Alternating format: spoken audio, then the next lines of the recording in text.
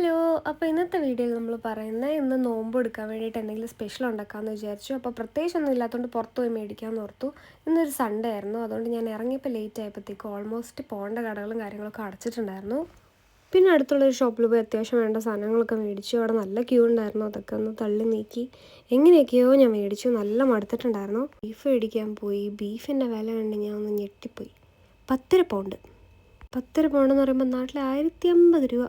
പിന്നെ വേറെ നിവൃത്തിയില്ലല്ലോ. അങ്ങനെ മടുത്തു. മേടിച്ച സാധനങ്ങളൊക്കെ ഞാനൊരു സഞ്ചിയിലാക്കി വീട്ടിലോട്ട് നടന്നു. ഇന്ന് കുറേ നാൾക്ക് ശേഷമാണ് ജാക്കറ്റൊന്നും ഇടാതെ പുറത്ത് ഇറങ്ങുന്നത്. നല്ല കാറ്റുണ്ടായിരുന്നു. അങ്ങനെ ഞാനിങ്ങനെ ആസ്വദിച്ച് നടന്നു. പക്ഷെ നല്ല ക്ഷീണവും മടുപ്പൊക്കെ ഉണ്ടായിരുന്നു കേട്ടോ. എന്നാലും നമ്മളത് മുഖത്തങ്ങനെ അറിയാനൊന്നുമില്ല. ഞാനിങ്ങനെ ആസ്വദിച്ച് നടന്നു. അങ്ങനെ ചുമ്മാ ആകാശത്തോടെ നോക്കിയപ്പോഴത്തേക്കൊരു സൂത്രം കണ്ടു. ആരോ നിക്ഷേപിച്ചൊരു റോക്കറ്റ്. അങ്ങനെ വീട്ടിലെത്തി സാധനങ്ങളൊക്കെ ഒന്ന് എടുത്ത് നോക്കി. മേടിച്ചൊക്കെ കുഴപ്പമുണ്ടായിരുന്നു എന്നുള്ളതൊക്കെ ഒന്ന് ജസ്റ്റ് റീചെക്ക് ചെയ്തു. ഇത്രയൊക്കെയാണ് ഞാൻ മേടിച്ചത്.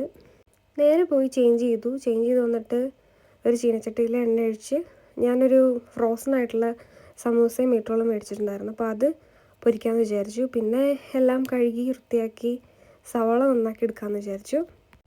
അപ്പോൾ ഇന്ന് ഉണ്ടാക്കാമെന്ന് ഓർത്തത് ബീഫ് കറി ഉണ്ടാക്കാമെന്ന് ഓർത്തു. ഇതിൻ്റെ ഇടയ്ക്ക് സൈഡായിട്ട് സമൂസയും പൊരിച്ചുടച്ചു. പണ്ട് എനിക്ക് ഏറ്റവും മടിയുണ്ടായിരുന്ന കാര്യം ഈ സവാള നന്നാക്കുന്നതായിരുന്നു. കാരണം ഇത് കണ്ണ് നീറുമല്ലോ. ഞാനാണെങ്കിൽ ഒരു ഉള്ളി പോലും തൊലിക്കാത്തൊരു സാധനമായിരുന്നു നാട്ടിലെന്ന് വെച്ചാൽ പഠിക്കുന്ന കാലം തൊട്ട് അങ്ങനെ തന്നെയായിരുന്നു. വീട്ടിലെന്നും അതിന് വഴക്കൊക്കെ ഉണ്ടാക്കുമായിരുന്നു. ഞാനൊന്നും മൈൻഡ് ചെയ്യത്തില്ലായിരുന്നു. പണ്ടേ അങ്ങനെ ഒന്നും ചെയ്യില്ലായിരുന്നു. പക്ഷേ ഇവിടെ വന്നു കഴിഞ്ഞപ്പോൾ ലൈഫ് ആകെ മാറി. നമ്മളെ പുറകെ കിടക്കാനും നമുക്കെല്ലാ കാര്യങ്ങളും ചെയ്തു തരാൻ പ്രത്യേകിച്ച് അങ്ങനെ ആരും ഇല്ലാത്തതുകൊണ്ട് നമ്മളിത് തന്നെ ചെയ്ത് പഠിച്ചു. പക്ഷെ ഇപ്പം ശരിക്കും പറഞ്ഞാൽ എനിക്കങ്ങനെ പരാതിയില്ല, പ്രശ്നങ്ങളില്ല. പക്ഷെ ഉള്ളി അരിയുമ്പോൾ കരയും കേട്ടോ. അതിപ്പോൾ ആരായാലും കരയുമല്ലോ, എന്നായാലും കരയും. അതിൽ കൂടുതൽ ശ്രദ്ധ കൊടുത്തുകൊണ്ട് എൻ്റെ സമൂസ മീറ്ററിൽ ചെറുതായിട്ടൊന്ന് കരഞ്ഞു. എന്നാലും കുഴപ്പമില്ല. നമ്മൾ ഉള്ളിപ്പരയുടെയൊക്കെ കഴിഞ്ഞ് 2 തക്കാളി എടുത്തു. അങ്ങനെ 2 തക്കാളി എടുക്കുന്നത്. പിന്നെ ഒരു 3 പച്ചമുളകും എടുത്തിട്ടുണ്ടായിരുന്നു.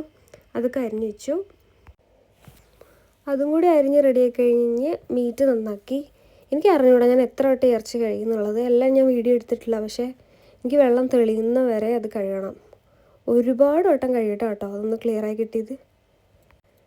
പണ്ട് ഈ പച്ച ഇറച്ചിയിലൊന്നും നോക്കുക പോലും ഇല്ലാത്തൊരു ടീമായിരുന്നു ഞാൻ. കവറ് പോലും പിടിക്കൂലായിരുന്നു ഇറച്ചി മേടിച്ചിട്ട് വന്നാൽ. ഇപ്പോൾ ഇതൊക്കെ എന്ത് സിമ്പിളായിട്ട് ചെയ്യും. അങ്ങനെ പൊടികൾ നോക്കിയപ്പോഴത്തേക്കും മുളക് പൊടി തീർന്നിരിക്കുകയായിരുന്നു. പിന്നെ അതങ്ങോട്ട് റീസ്റ്റോക്ക് ചെയ്തു. പിന്നെ പെട്ടെന്ന് പോയി കുക്കർ എടുത്തു. എണ്ണ ആവശ്യത്തിനൊക്കെ ഒഴിച്ചു കൊടുത്തു. അത് കഴിഞ്ഞിട്ട് കടുകും ഉലുവയും കൂടി ഇട്ട് പൊട്ടിച്ചു. അത് കഴിഞ്ഞ് നമ്മൾ അരിഞ്ഞ് വെച്ചിട്ടുണ്ടായിരുന്ന സവാള അതിലേക്ക് ഇട്ടു. അത് നല്ലോണം ഒന്ന് മിക്സായി ഒന്ന് ചെറുതായിട്ട് വാടി വന്നപ്പോഴത്തേക്കും അതിനകത്തേക്ക് ചെറിയുള്ളി ഒരു 3-4 എണ്ണം എടുത്ത് വെച്ചിട്ടുണ്ടായിരുന്നു. അതേ ഉണ്ടായിരുന്നുള്ളൂ. അതും കൂടെ ഇട്ടു. നന്നാക്കി എടുത്തിട്ട് പിന്നെ അരിഞ്ഞു വെച്ച തക്കാളിയും പച്ചമുളകും പിന്നെ 2 കറിവേപ്പിലയുടെ തണ്ടും കൂടി ഇട്ടു. ഈ റെസിപ്പിയിൽ പ്രത്യേകിച്ച് ഒന്നും സ്പെഷ്യലില്ല. ഞാനിങ്ങനെ ചുമ്മാ ഒന്ന് വീഡിയോ എടുക്കണമെന്ന് തോന്നിയിട്ട് മാത്രം എടുക്കുന്നൊരു വീഡിയോ ഇത്. അങ്ങനെ അതൊക്കെ ഒന്ന് നന്നായിട്ട് മിക്സ് ചെയ്ത് ചെറുതായിട്ടൊന്ന് വാടി വന്നപ്പോഴത്തേക്കും നമ്മൾ പൊടികൾ ഇടുന്നതിന് മുന്നേ ഇഞ്ചി വെളുത്തുള്ളി പേസ്റ്റ് ഇട്ടു. അത് ഞാൻ വിട്ടുപോയായിരുന്നു. അത് കഴിഞ്ഞിട്ട് ഞാൻ അതിൻ്റെ നടുവിലൊരു കുഴി ഉണ്ടാക്കിയിട്ട് എനിക്ക് സെപ്പറേറ്റ് പൊടി മൂപ്പിക്കാൻ മടിയായിട്ടാണ് ഞാൻ ഇങ്ങനെ ചെയ്യുന്നത്. മഞ്ഞൾപ്പൊടി കുറച്ചിട്ടു. എല്ലാ ആവശ്യത്തിന്, ഒരു പ്രത്യേകിച്ച് അളവൊന്നുമില്ല. മുളക് പൊടി ഇട്ടു. പിന്നെ ജീരകം പൊടിച്ചിട്ടുള്ളത് ഉണ്ടായിരുന്നു, അതിട്ടു. അത് ഞാൻ മണത്ത് നോക്കും കേട്ടോ. കാരണം എനിക്ക് അതും ഗരം മസാലയും കൂടെ പൊടികൾ കളർ കണ്ടിട്ട് മാറിപ്പോകാറുണ്ട്. ചിലപ്പോൾ അതും മല്ലിപ്പൊടിയും മാറിപ്പോകാറുണ്ട്. പിന്നെ കുറച്ച് മല്ലിപ്പൊടിയും കൂടി ഇട്ടു. അങ്ങനെ പൊടികളൊക്കെ ഏകദേശം എല്ലാം ഇട്ട് കഴിഞ്ഞിട്ട്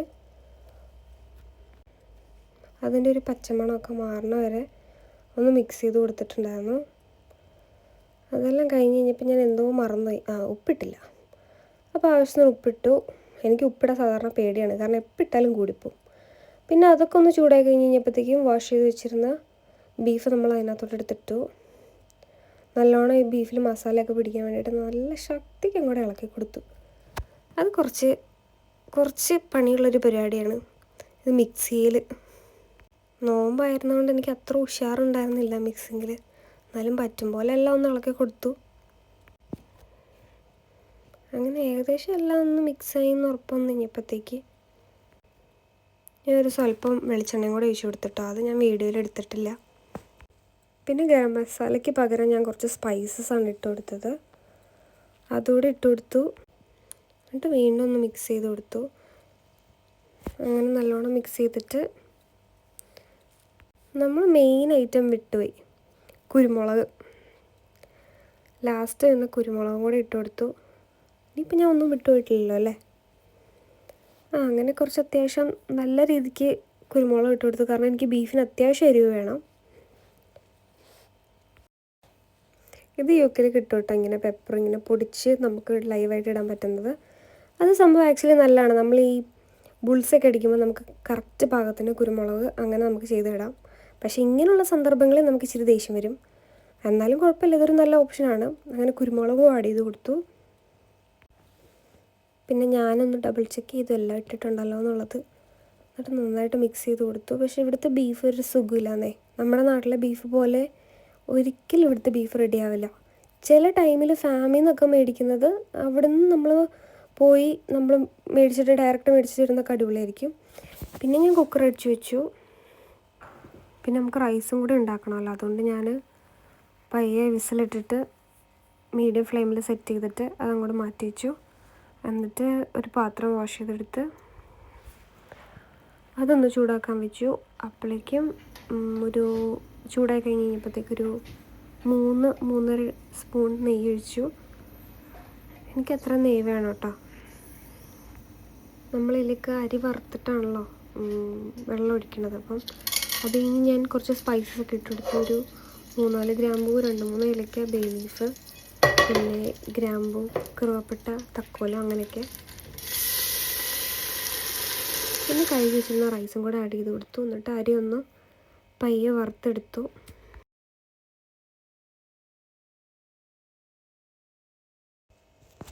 നെയ്ച്ചോറാണോയെന്ന് ചോദിച്ചാൽ നെയ്ച്ചോറല്ല, പക്ഷേ അതേപോലൊക്കെ വരുന്ന പോലെ ഒരു റൈസ്. കുറച്ച് ഉപ്പിട്ട് കൊടുത്തിട്ടുണ്ടായിരുന്നു. അപ്പോൾ അടിക്ക് പിടിക്കാതിരിക്കാൻ വേണ്ടിയിട്ട് ഈ വറുക്കുന്ന ടൈമിൽ ഇളക്കി കൊടുക്കുന്നുണ്ടായിരുന്നു. ഏകദേശം ഒന്ന് വറുത്ത് റെഡി ആയി കഴിഞ്ഞ് കഴിഞ്ഞപ്പോഴത്തേക്കും ഞാൻ അതിനകത്തേക്ക് വെള്ളം ഒഴിച്ചു. കുറച്ച് നേരം അടച്ച് വെച്ച് വേവിച്ച് കഴിഞ്ഞിട്ട് ഞാൻ ഇടയ്ക്കിടയ്ക്ക് മിക്സ് ചെയ്ത് കൊടുത്തു. കാരണം എന്താ വെച്ചാൽ എനിക്ക് മിക്കപ്പോഴും റൈസ് വെക്കുമ്പോൾ പറ്റുന്നൊരു അബദ്ധമാണ്, ഒന്നുകിൽ ഒട്ടിപ്പിടിക്കുക അല്ലെന്നുണ്ടെങ്കിൽ അടിക്ക് പിടിക്കുക. അത് വെള്ളത്തിൻ്റെ അളവ് കറക്റ്റ് ആവാത്തതാണോ എന്തോ, അതെനിക്ക് അങ്ങോട്ട് റെഡി ആയിട്ടില്ല ഇതുവരെ. അതുകൊണ്ട് ഇത്തവണ ഒട്ടിപ്പിടിക്കാണ്ടിരിക്കാൻ വേണ്ടിയിട്ട് ഒരു നാരങ്ങ നീര് പിഴിഞ്ഞ് വെച്ചിട്ടുണ്ടായിരുന്നു. അതുകൊണ്ട് ഒട്ടിപ്പിടിച്ചില്ല, പക്ഷേ എല്ലാ തവണത്തെ പോലെ അടുക്കി പിടിച്ചു. കാര്യം എന്താണെന്ന് അറിയില്ല. അതെപ്പോഴും ഒന്നുകിൽ വെള്ളം കൂടിപ്പോവും. അപ്പോൾ അത് ഒട്ടിപ്പിടിക്കാണ്ടിരിക്കാൻ വേണ്ടി നമ്മൾ ഇളക്കും. തുറന്ന് വെച്ചിട്ട് വറ്റിക്കാമെന്ന് വിചാരിച്ചു. പക്ഷേ എല്ലാ തവണത്തെക്കാളും ഉണ്ടായിരുന്നു ഇത്തവണ ഉണ്ടാക്കിയപ്പോൾ. എപ്പോഴും നമ്മൾ റൈസ് കുക്ക് ചെയ്യുമ്പോഴത്തേക്കും നോൺ സ്റ്റിക്കിൽ കുക്ക് ചെയ്യുന്നത് നല്ലത്. ഇങ്ങനത്തെ ഗ്യാസിന് നമ്മുടെ നാട്ടിലൊക്കെ ഗ്യാസ് ആണെന്നുണ്ടെങ്കിൽ കുഴപ്പമില്ല, നമുക്കത് കുക്ക് ചെയ്യുന്ന സമയത്ത് നമുക്കത് പ്രശ്നമില്ല. പക്ഷേ ഇങ്ങനത്തെ കോയിൽ ടൈപ്പ് ഗ്യാസ് ഉള്ളപ്പോഴത്തേക്ക് ഇങ്ങനത്തെ പാത്രത്തിൽ മിക്കപ്പോഴും അടുക്കി പിടിക്കാനുള്ള ചാൻസ് ഉണ്ട്. അങ്ങനെ ചോറ് ഏകദേശം ചെറുതായിട്ടൊന്ന് അടുക്കി പിടിച്ചെങ്കിലും കുഴപ്പമില്ല, വെന്ത് ഭാഗമായി വന്നു. ഒരു സ്വല്പം കൂടെ വെള്ളം പറ്റാണ്ടായിരുന്നു. ഞാൻ അതുകൊണ്ടാണ് അത് മിക്സ് ചെയ്ത് നിൽക്കുന്നത്. ഇതിൻ്റെ ഇടയ്ക്ക് ബാങ്ക് കൊടുത്തു. അതിൻ്റെ ഇടയ്ക്ക് ഇപ്പോൾ ഞാൻ നോമ്പ് കുറിച്ചു.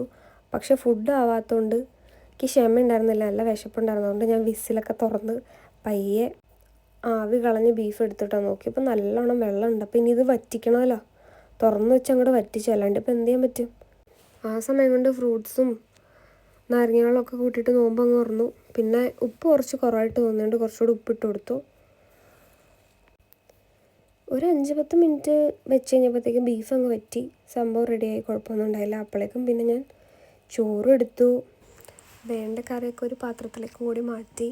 ബീഫ് കറി അടിപൊളിയായിരുന്നു കേട്ടോ. ആവശ്യത്തിന് എരിവ് ഉപ്പൊക്കെ ഉണ്ടായിരുന്നു. അപ്പോൾ ഇനി ഇത്രയുള്ളൂ guys. Thank you for watching.